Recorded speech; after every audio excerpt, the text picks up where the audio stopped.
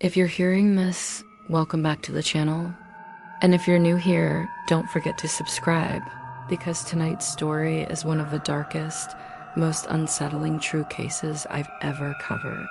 A man living alone, a bed that moves by itself, and something hiding where no one ever looks. This isn't for the weak-hearted. Stay till the end. That's how I started the narration when I first uploaded this. But what I didn't tell my viewers was that the story wasn't submitted by a stranger. It happened to someone I actually knew. His name was Andrew Miller, 34, lived alone in a small second-floor apartment in Dayton, Ohio. He worked IT for a medical lab. Quiet guy, gym sometimes, pizza too often, and not the type to believe in ghosts, demons, or anything he couldn't Google. He didn't drink, didn't smoke, didn't imagine things. So when he told me, "Bro, something's wrong with my bed," I laughed it off. "You mean like squeaky?" I asked. "No," he said. "Like it moves."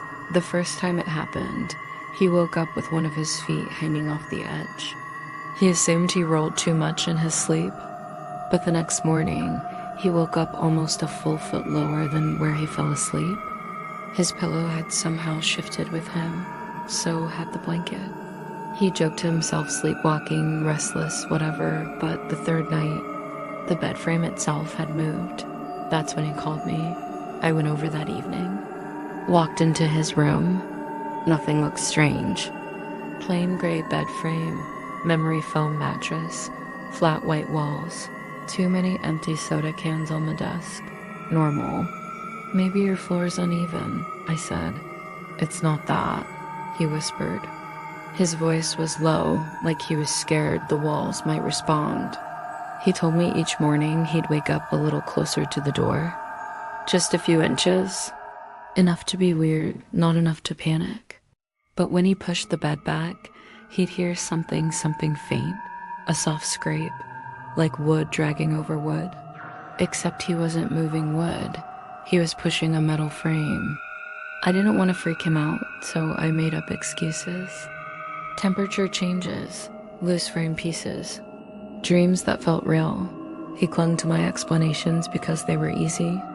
But around 1 a.m., he texted me a photo. His bed had moved again. This time while he was awake. The picture was blurry, like his hand was shaking. The bed had shifted maybe 2 inches, but there was something else, something I didn't notice until later. A line of white dust near the foot of the bed. The next morning, he went out and bought a cheap bag of baking flour. He sprinkled it lightly around the base of the bed, trying to catch whatever the hell is doing this, as he said. I wish I had told him not to do that. Sometimes not knowing is safer. That night, he slept with the hallway light on. At 4:17 a.m., he woke up to a faint scratching sound. Slow, rhythmic, scrape, scrape, like something was shifting its weight under the bed. He froze, listened, tried not to breathe too loud, then the bed jerked. Not a soft slide like before a sharp tug toward the door. He grabbed his phone and snapped a picture without even moving from the blankets. At 4:21 a.m., I received his text. "Bro, wake up. Something's underneath it." The picture showed the flour he'd sprinkled. Most of it was smooth, except near the bottom right corner. There were drag marks.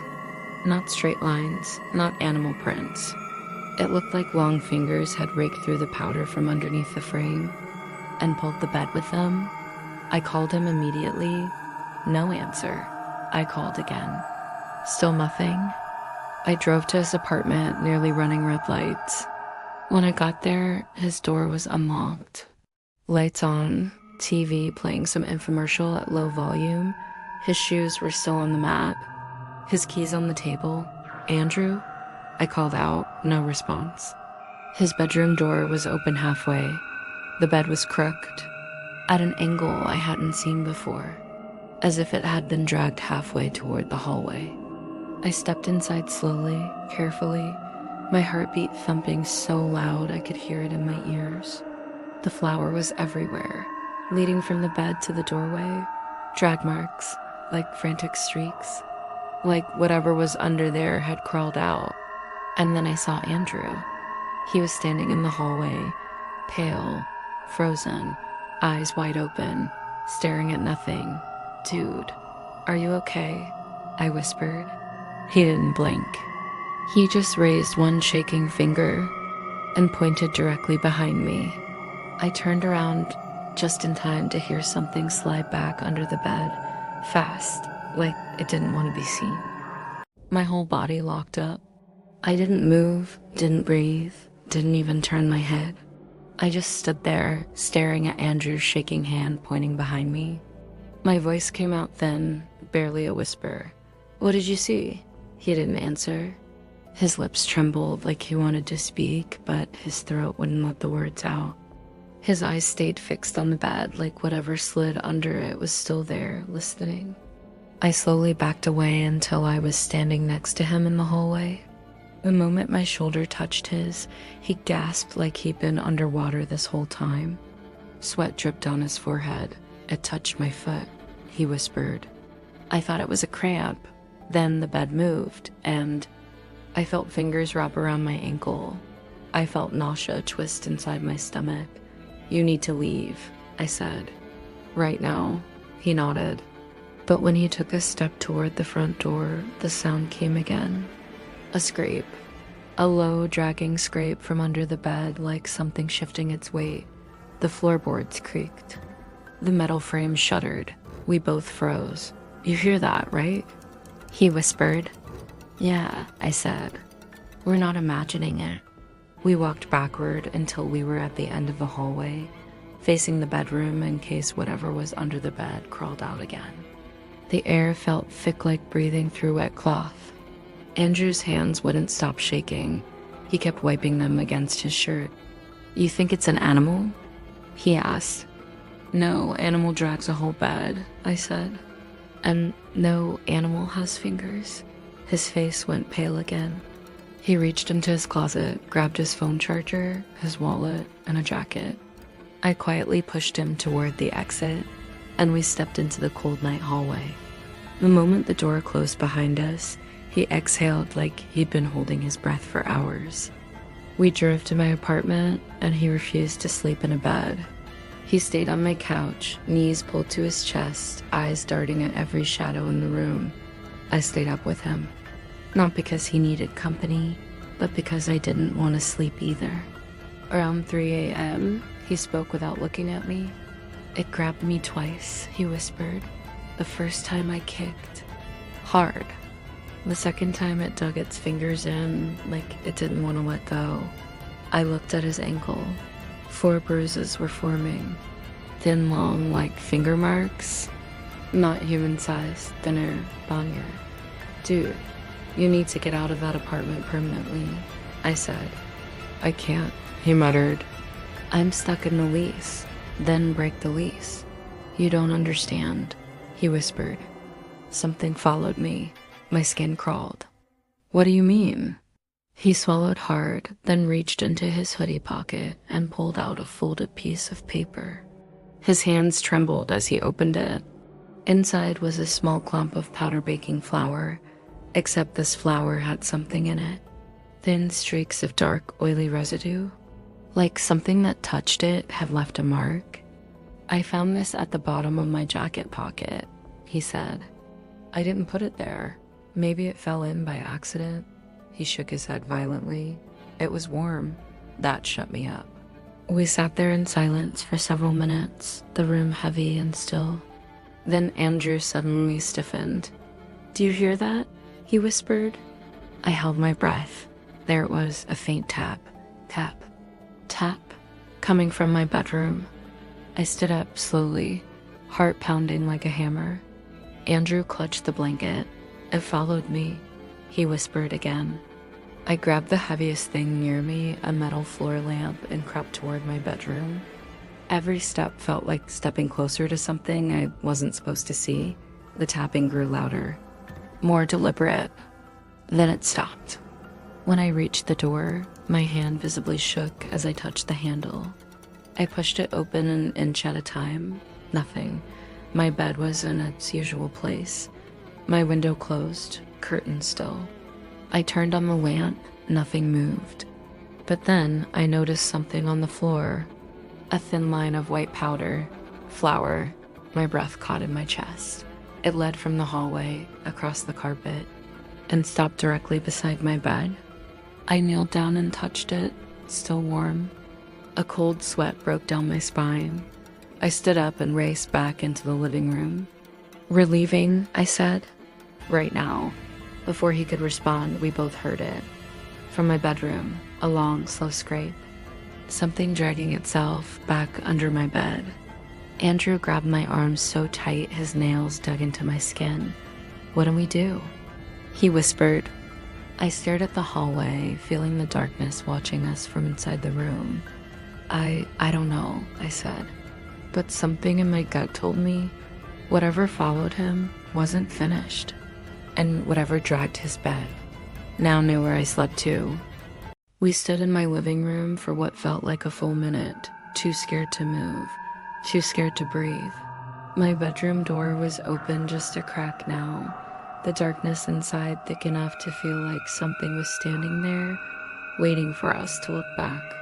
"Dude," Andrew finally whispered, "we can't stay here." He was right. We grabbed our shoes, our phones, didn't even bother turning off the lights. We just rushed out of the apartment and practically sprinted to my car. The air outside felt different, lighter.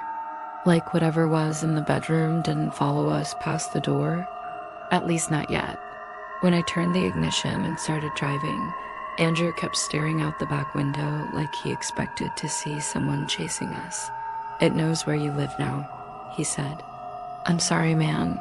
This isn't your fault," I muttered. "But we need to figure out what the hell is happening." We parked in a 24-hour diner parking lot, one of those old, chrome ones with buzzing neon signs and trash cans full of cigarette butts. Inside, the place was nearly empty except for a trucker reading a newspaper and a waitress refilling salt shakers. We slid into a booth, and I finally exhaled like the world had paused around us. I leaned in close. "Start from the beginning," I said. "Every detail, no matter how weird." Andrew rubbed his eyes and nodded. "The first night, I thought I just rolled down the bed," he said. "But the second night, I woke up because the mattress tilted. Like someone was pulling the frame from one side." "And you didn't hear anything?" I asked. He hesitated. "Then I heard breathing." My stomach tightened. "Breathing?" "Yeah," he whispered. Slow, heavy, like someone lying directly under me. He stared down at his hands. "The third night, it pulled me. The bed didn't slide, I slid. Something wrapped around my ankle and tried to drag me off. I didn't interrupt. I just waited. The fourth night was the worst," he said. "Right before I called you." "What happened?" He closed his eyes. I felt a hand press against my back from underneath, like it was reaching up through the mattress. I could feel every finger, long, thin, ice cold. My skin crawled. "And when you kicked the first time, I think I heard it," he said. The bed jerked so hard it slammed against the wall. Then everything stopped, dead silent. But I knew it wasn't gone. I could feel it under me, breathing. He swallowed hard. "That's when I sprinkled the flour." The waitress walked by and set down 2 coffees. Neither of us touched them. "So whatever it is," I said, "it follows beds, or people in beds." Andrew nodded slowly. "It wants you lying down, vulnerable. It waits until you're asleep."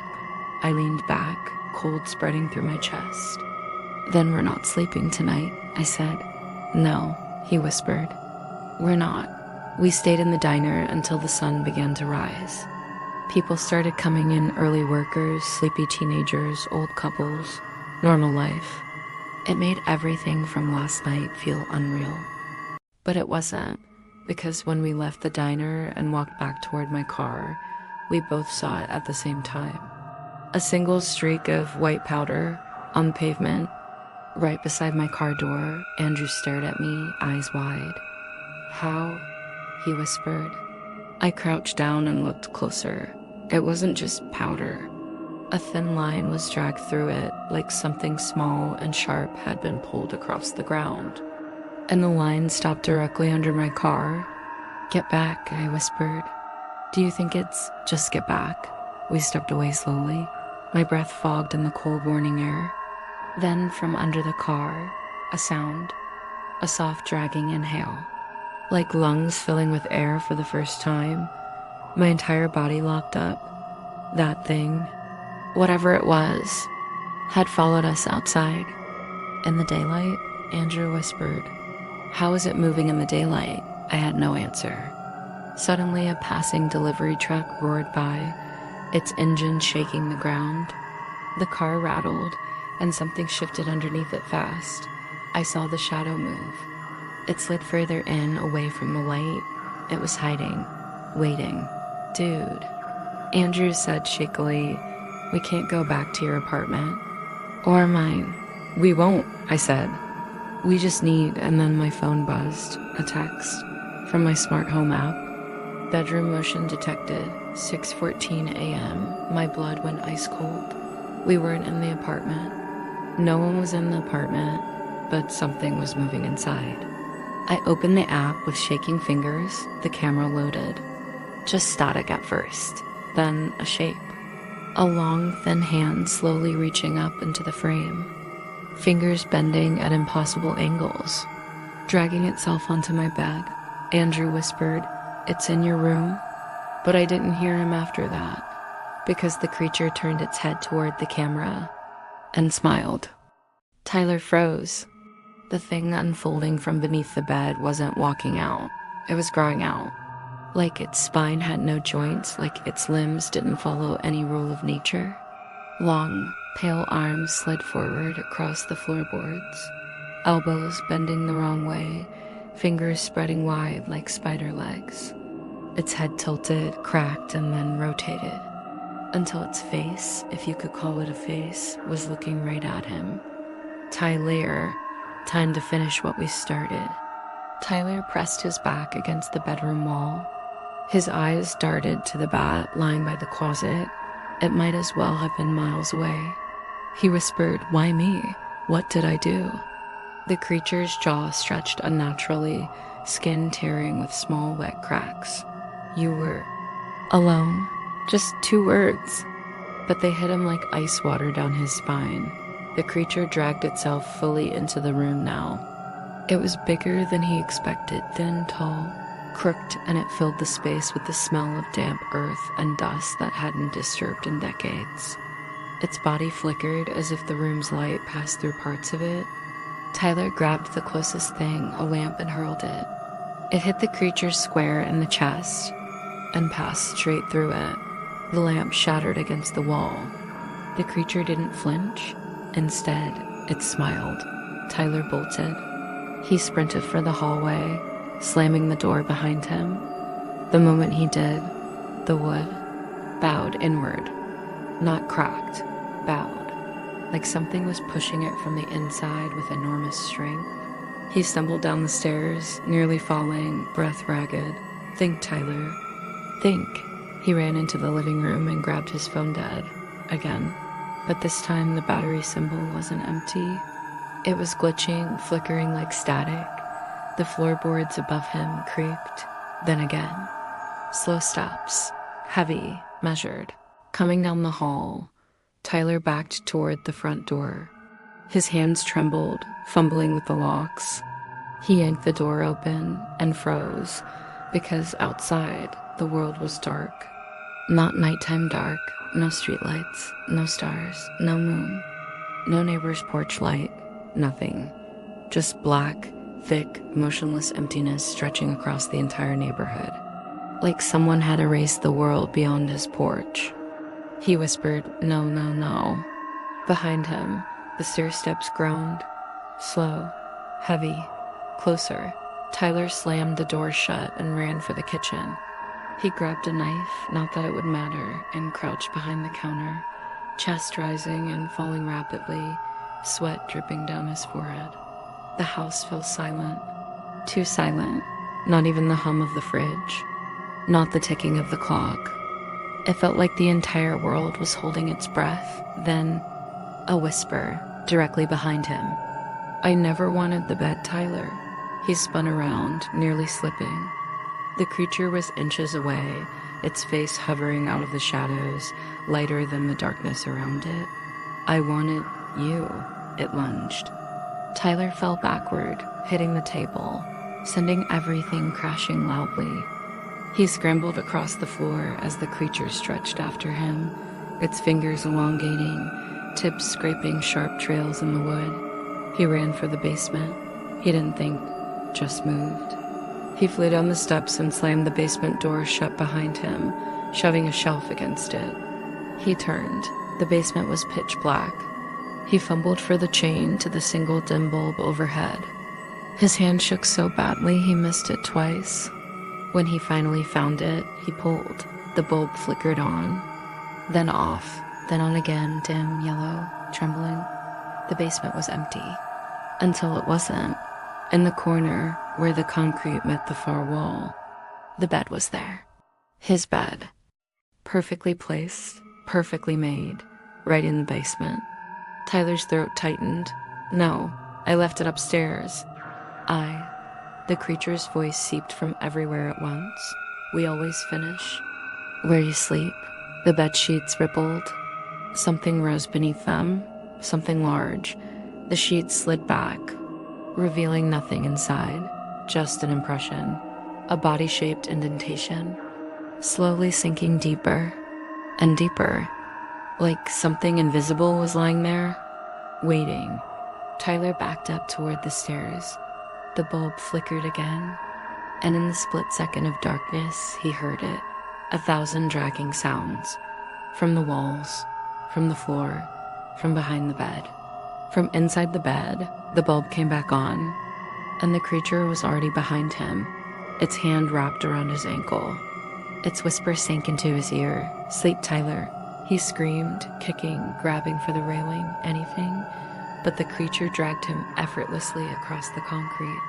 His nails scraped the floor. His voice cracked from shouting. His body thrashed wildly. It didn't matter. The creature pulled him toward the bed. Tyler grabbed onto a pipe overhead, holding on with everything he had. Stop. Please, let me go. The creature paused. For the first time, it seemed to think.